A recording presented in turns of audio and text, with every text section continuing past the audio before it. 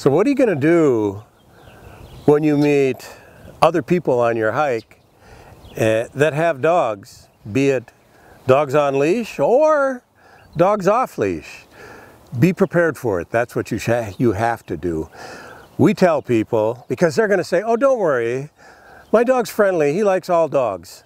Well, what you have to say is, I'm sorry, but my dog has been involved in some bad experiences and he's not friendly to other dogs. So do me a favor and keep your dog away. If you meet somebody and they have an off-leash dog and they say, hey, my dog's friendly, he loves all dogs, just say, my dog doesn't love all dogs. He's already been attacked. He's had bad experiences, so please put your dog on leash. You're walking in an area where leashes are required, and we'll get by one another. We don't want to have another bad experience. So here's an important thing to wrap your mind around. There's a reason why we carry walking sticks. And it doesn't matter if the off-leash dog is with a handler or without a handler. We want our dogs to learn that we will be the ones that take care of the problem with off-leash dogs. We don't expect our dogs to deal with an off-leash dog. That's a dangerous situation. That's how you end up having a dog fight. So we never let that happen. If we have an off-leash dog that's coming at us, we use our walking stick and we challenge that dog. Hey, get away. Get out of here. And we're forceful. If we have to hit the ground with the stick to stop that dog from coming in, when you have a voice like I have, you can do it.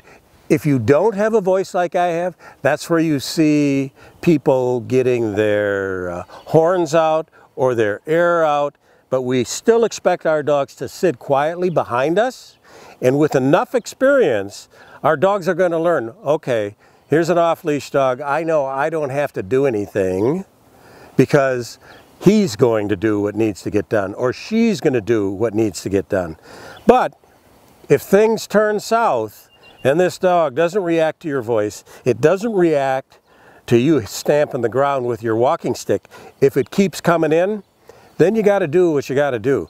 What I would do is use my walking stick, my stout wooden walking stick, and if I have to prevent a dog fight, I'm going to whack that dog right between the ears, because it's going to learn, hey, this guy is not fun to be around.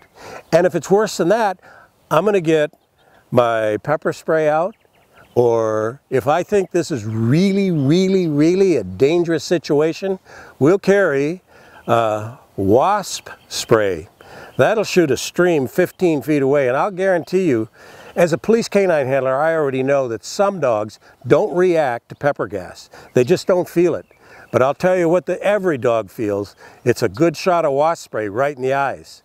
And if you're somebody that thinks this is really cruel, you need to go to my website. I'm going to put a URL on the screen right now that are 2 pages of pictures that people have sent me about dog bites that they get trying to break up a dog fight.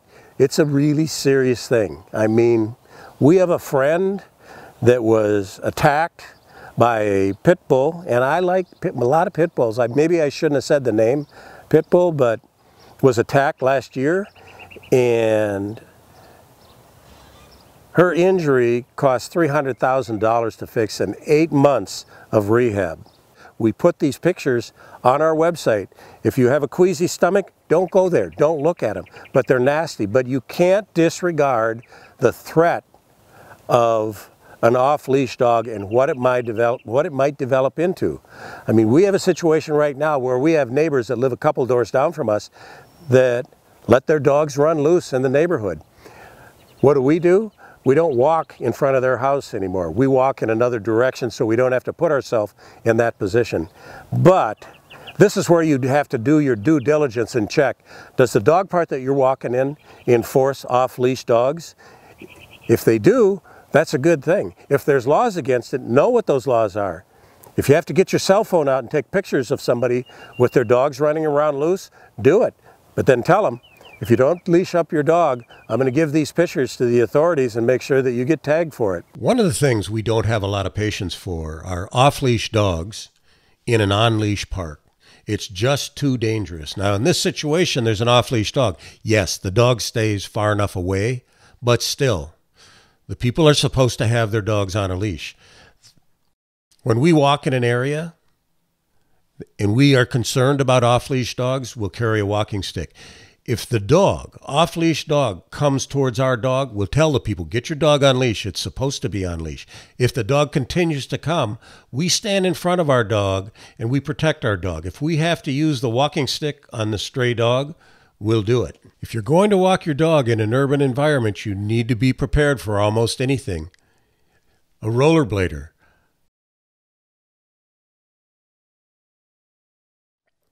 The dogs did just fine because they have a good foundation.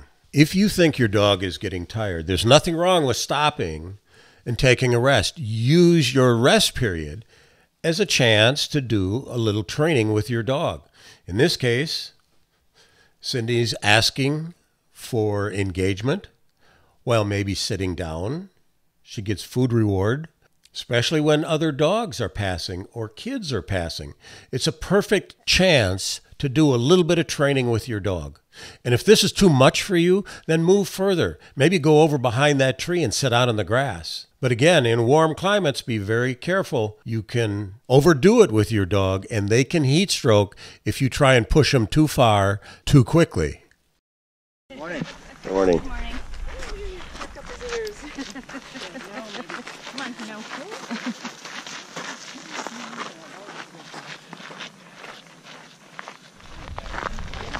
Morning.